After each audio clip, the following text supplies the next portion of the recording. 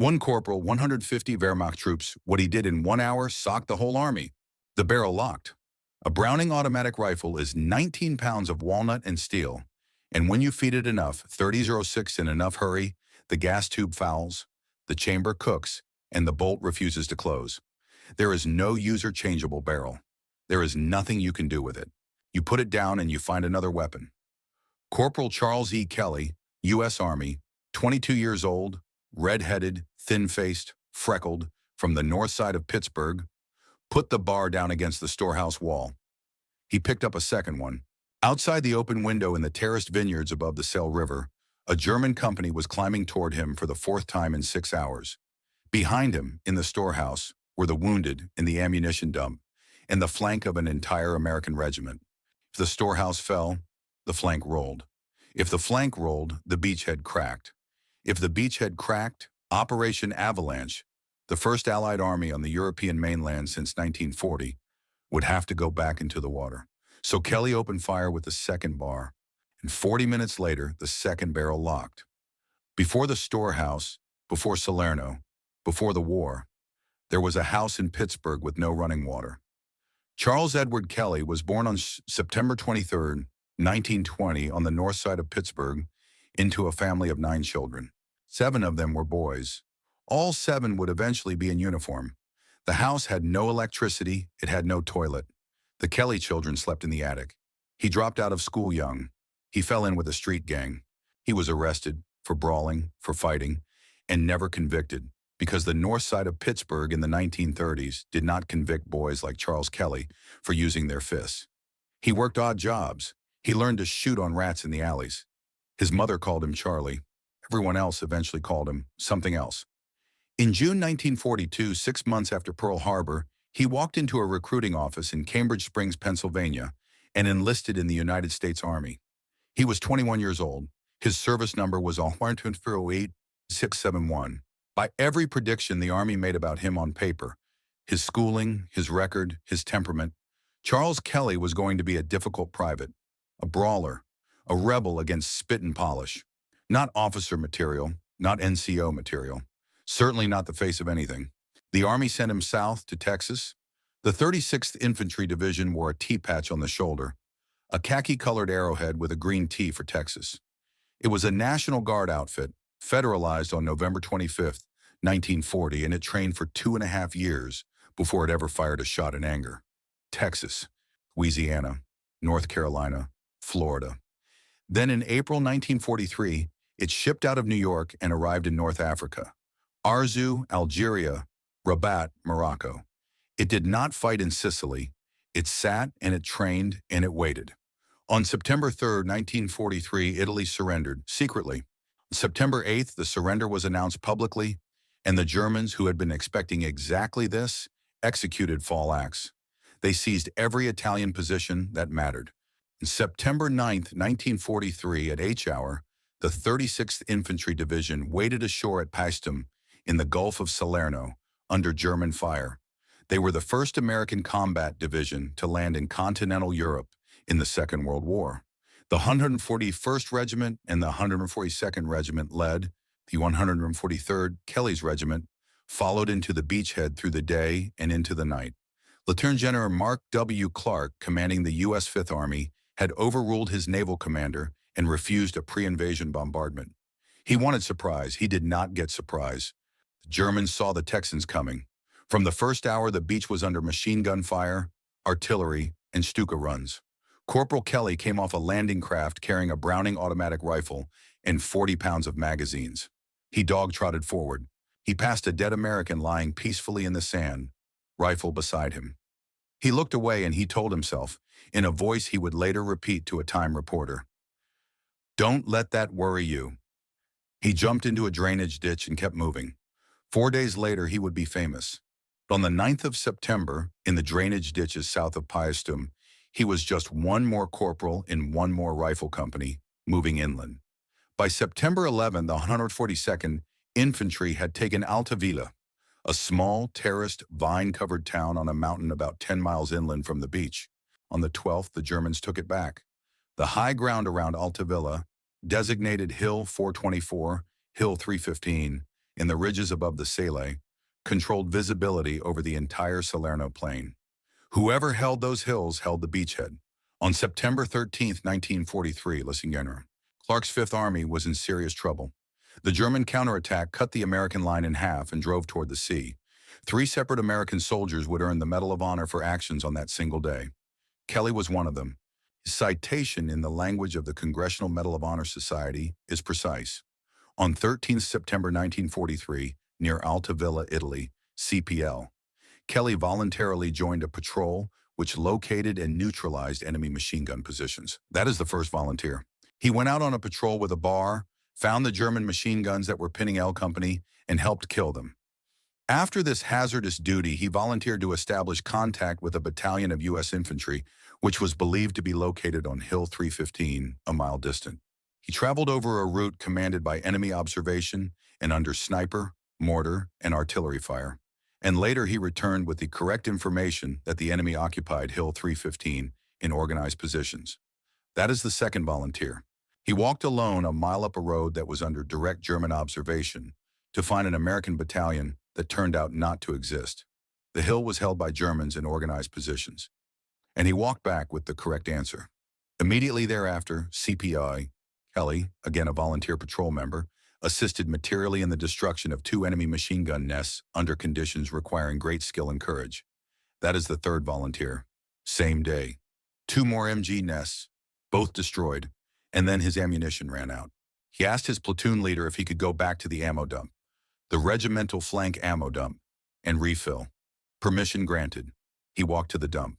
The dump was at the storehouse, and at the storehouse the Germans were attacking. The storehouse sat on the extreme right flank of the 143rd Infantry Regiment's position. It was a 3-story stone building at the edge of Altavilla. Behind it, in an open lot, the regiment had stacked its forward ammunition. Mortar rounds, small arms ammunition, bazooka rockets, hand grenades, a spare 37mm anti-tank gun on its little rubber-tired carriage. In a well-run army, ammunition dumps are behind the front. A Browning automatic rifle in the hands of a good corporal in an upper-story window. In daylight, at a German infantry company climbing a vineyard. That is a killing machine. The BEHR is not a light machine gun. It is a heavy automatic rifle. It has a 20-round magazine and a cyclic rate approaching 650 rounds per minute. Kelly did not use it on full auto. He used it in short, aimed bursts. He aimed. He fired. He watched men fall. He changed magazines. He aimed. He fired. And after some number of magazines, long enough that the receiver was hot enough to blister skin, the barrel locked. A runner brought him a second bar. He kept firing, and the second one locked. He put the bar down. He picked up a Thompson submachine gun. He fired it dry. He set it down and picked up an M1903 Springfield 03, a bolt-action rifle from the First World War, still in the storehouse because the 143rd was still catching up on M1 Garand issue. He worked the bolt and picked off Germans in the vineyard, one shot at a time. Springfield goes dry. He picks up an M1 Garand, 8 rounds. Ping, 8 more. Ping, runs dry. He picks up an M1 carbine, empties it into the terraces. He picks up a bazooka. The M1 bazooka fires a 2.36-inch shaped charge rocket. It is designed to kill tanks. Kelly aimed it at a knot of German infantry in the terraces below the storehouse. He fired. The back blast in the enclosed room was catastrophic. So was the front. And then, because the ammunition dump behind the storehouse contained everything the regiment owned, he saw the 37mm anti-tank gun. There was a German sniper in a church steeple across the valley. The sniper had been shooting into the storehouse windows for hours. Kelly and another soldier wheeled the little 37mm out, laid the tube on the steeple, and fired 1 round of high explosive. The steeple came apart. So did the sniper. Back inside the storehouse at the upper window, the German infantry company had reformed and was climbing again through a ravine that led directly to the base of the building. Rifle fire was not stopping them fast enough. He was out of bar ammunition. He was out of Springfield rounds, out of Garand clips. The bazooka rockets were spent. He looked around the storehouse. There were 60mm mortar shells stacked against the wall. A 60mm mortar shell is a shaped, finned bomb about the length of a forearm and the weight of a bowling pin. Its fuse is armed by pulling a safety wire and striking the base plate, normally against the bottom of a mortar tube.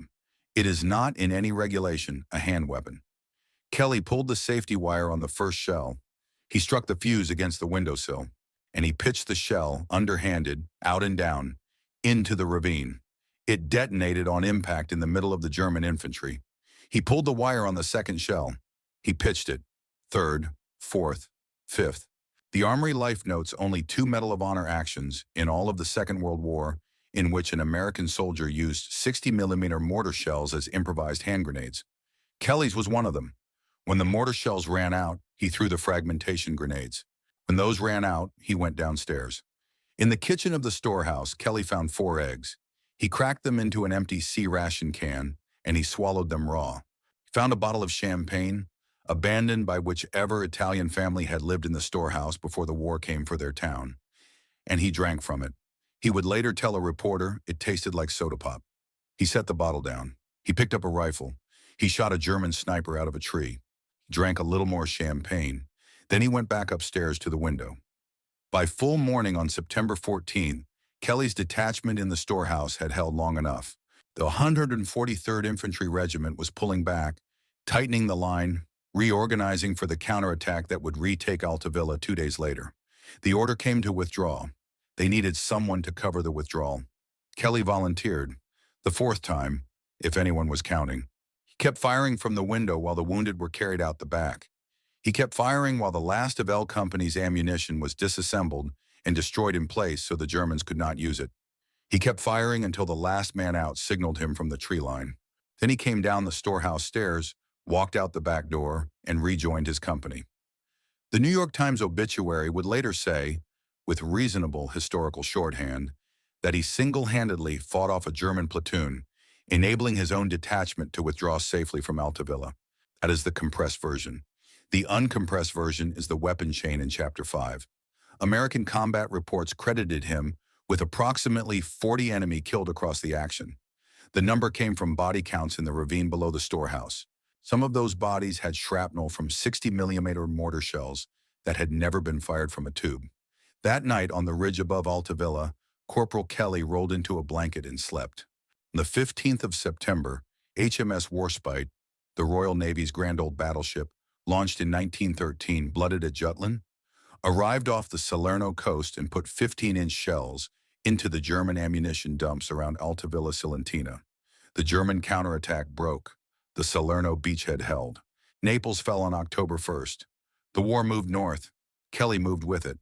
At San Pietro and Fine in December, he fought again. At the Rapido crossings in January of 1944, he led men across the blood-dyed river 3 times, and 3 times was pushed back. At Cassino, in the ruins of the Abbey, he fought again. By early 1944, he had been promoted to platoon sergeant. By later that year, he was a technical sergeant. He was wounded only lightly, a scraped nose, some shell fragment cuts on his hands, through 70 days of active combat.